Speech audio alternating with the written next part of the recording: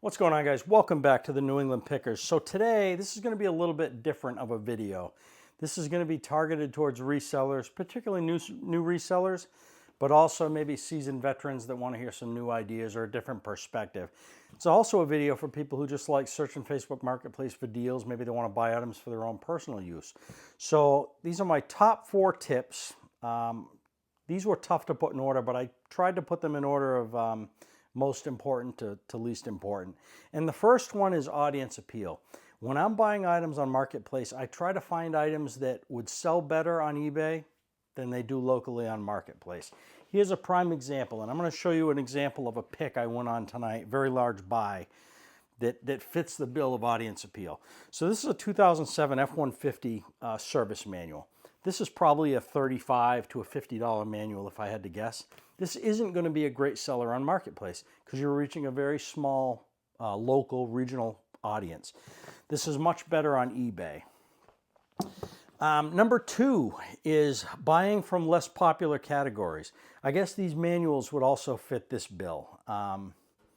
You know, you go on Marketplace and you search video games or collectibles, things of that nature, there's going to be a very high demand for them. There's not a big demand for collections of service manuals, automotive service manuals. So that's number 2. Number 3, and this is very, very important, you want to buy from sellers that do not have an emotional attachment to their item. And there's some things I look for in an ad to determine that. First thing is the quality of the pictures.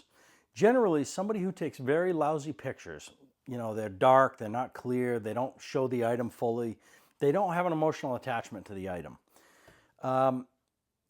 Second thing under emotional attachment is their description of their item for sale usually tends to be very brief. Somebody who's got an emotional attachment to an item is going to write, 10 paragraphs to describe this notebook that they're selling.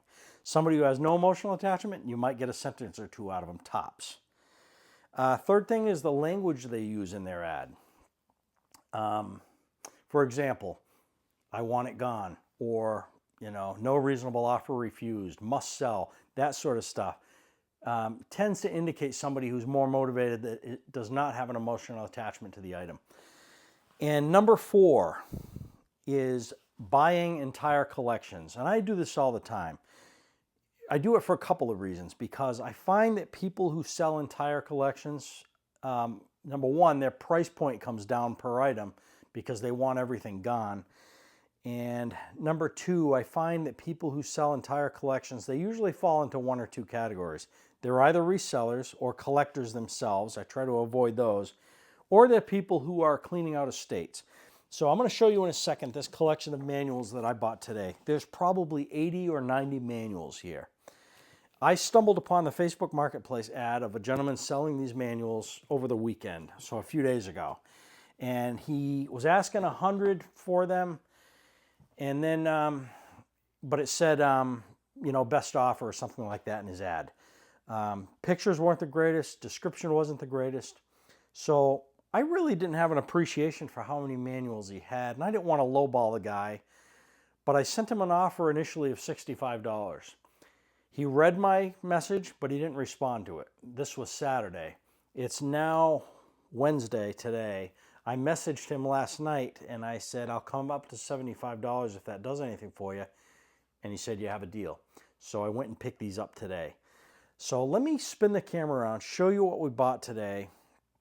And I think we did really, really well. So these are all the manuals I bought today. And I'm guessing there's probably 70, 80, 90 manuals here, something like that. Some of them, are probably going to end up in the recycle bin. There's not a lot of value there. Condition's either really poor or it's not that desirable. Others, like this Ford F-150 manual, are probably going to do really well on that. I've got a bunch of this F-250 manual. That's probably a $40 or $50 manual. Bunch of Ford Mustang manuals in here. There's a lot of old stuff from the 1970s in this lot. So there's a lot of money here for my $75 investment. In 2 of these manuals, I probably got my investment back, and the rest of this is all profit. So this is an example of something you can look for and do pretty well on it. So I wanted to give you another example of a buy that I did on Marketplace that was really lucrative for us. This was earlier this summer. I saw a gentleman on Marketplace selling 2007 Mustang GT500 Shelby wheels.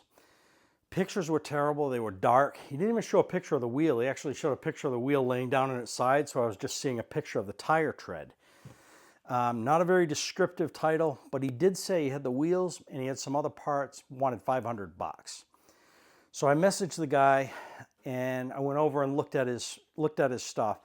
These wheels were immaculate, and I ended up buying the wheels and a whole bunch of other parts from this 2007 Shelby, which is a very desirable car.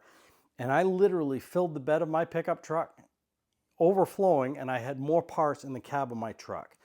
We sold that $500 lot for somewhere in the neighborhood of about 3,500 bucks. In fact, it sold quickly. I think I've only got one part left from that car. So that ad for those Mustang parts fit the bill right here. Had a, buy entire collection. He wanted all these parts gone. He didn't have an emotional attachment. The pictures were terrible. Description was terrible.